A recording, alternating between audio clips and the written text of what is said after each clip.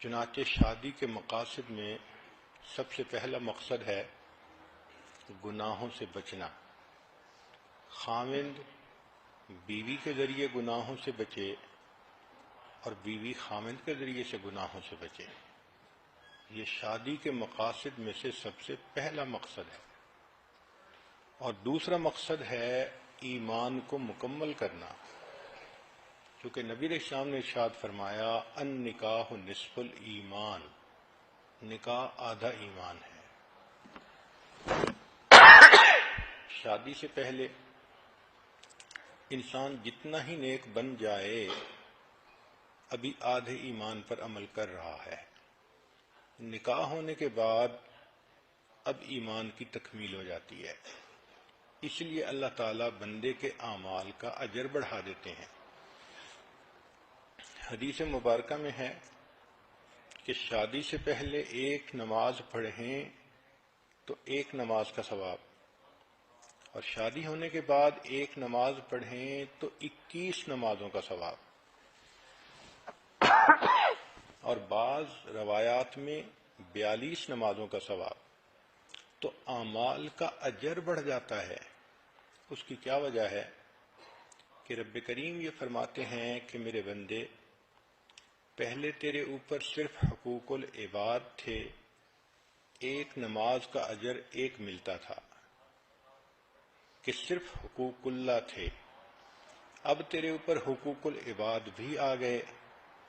ان حقوق العباد کو پورا کرتے ہوئے جب تم میرے حقوق کو بھی پورا کرو گے، میں پروردگار اعمال کی قیمت بڑھا دوں گا۔ تو شادی کے مقاصد میں سے پہلا میاں بیوی ایک دوسرے کے ذریعے سے گناہوں سے بچیں، اور دوسرا ایمان کی تکمیل ہو، اعمال کا اجر بڑھ جائے۔ تیسرا کہ دونوں کو عزت مل جائے۔ جب شادی ہو جاتی ہے تو خاوند بیوی کے لیے عزت کا سبب بنتا ہے، بیوی خاوند کے لیے عزت کا سبب بنتی ہے۔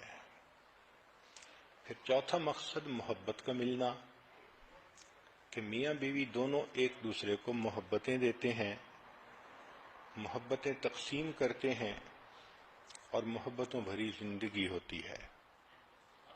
پھر پانچواں مقصد ہے شریک حیات کا ملنا، کہ انسان زندگی کا ساتھی پا لیتا ہے،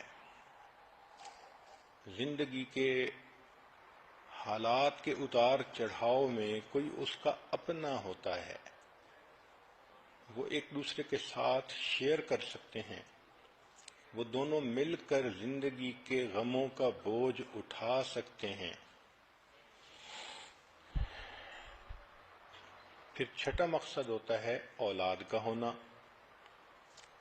چنانچہ فطری خواہش ہے ہر انسان کی کہ اولاد ہو، اس لیے انبیاء کرام جیسی بزرگ ہستیاں بھی اللہ سے اولاد کے لیے دعائیں مانگتی رہیں۔ حضرت زکریا علیہ السلام نے دعا مانگی، رب انی وہن العظم منی واشتعل الرأس شیبا، اے میرے پروردگار، اتنا بوڑھا ہو گیا ہوں کہ میری ہڈیاں بوسیدہ ہو گئیں اور میرے بال سفید ہو گئے، لیکن ابھی بھی میں آپ کے درگاہ سے اس نعمت کے حاصل کرنے میں مایوس نہیں ہوا، میں ابھی بھی دعا مانگتا ہوں۔ تو دیکھو، بڑھاپے میں بھی انسان کی یہ تمنا ہوتی ہے۔ اسی طرح ہر عورت کے دل کی فطری خواہش ہوتی ہے کہ اللہ مجھے اولاد کی نعمت عطا فرمائے۔ اور ساتواں مقصد ہوتا ہے پرسکون زندگی گزارنا۔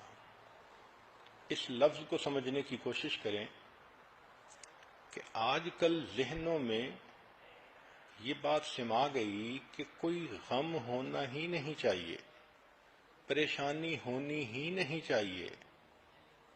ایک کافر کی سوچ اور ہوتی ہے، مومن کی سوچ اور ہوتی ہے۔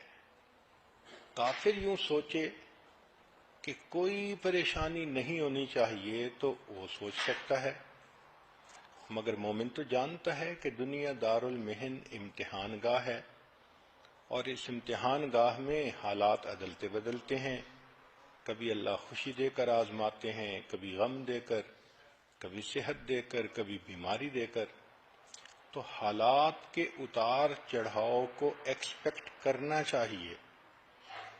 دنیا کی زندگی پھولوں کی سیج نہیں ہے، امتحان گاہ ہے۔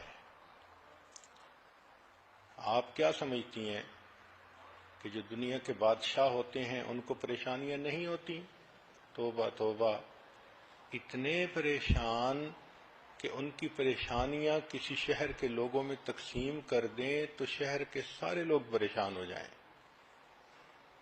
تو مقصد سمجھیں کہ سکون پانا، تو میاں بیوی دونوں پرسکون ہوتے ہیں، اگرچہ تنگی ہو، اگرچہ پریشانی ہو، اگرچہ بیماری ہو۔ تو ان چیزوں کا ہونا الگ بات ہے، اور دلی سکون ہونا یہ الگ بات ہے۔